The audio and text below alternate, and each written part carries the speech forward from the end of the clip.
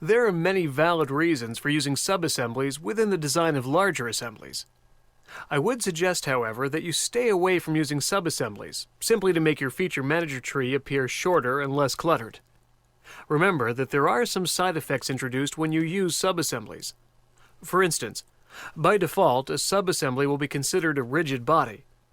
You also saw in an earlier lesson that demoting and promoting components into and out of subassemblies can cause you to lose mates, assembly features, and explode steps. We'll also see in the next lesson that the use of subassemblies affects the appearance of your bill of materials.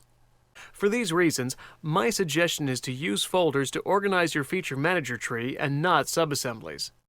For instance, in this assembly I have quite a few cap screws. To make the feature manager tree appear less cluttered, I can place all the cap screws into a folder. First, I must select which components I'd like to include in the folder.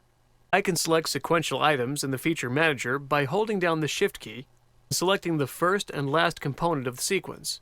Or I can select any group of components by holding the Control key on my keyboard and selecting the components individually. Once I have the components all selected, I'll simply right-click and select Add to New Folder. I'll quickly give the folder a name to help me identify what's in it.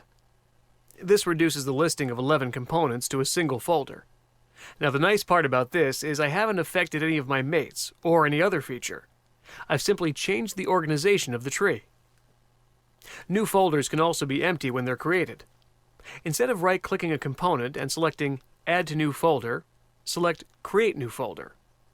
Now you can drag and drop components into and out of the new folder.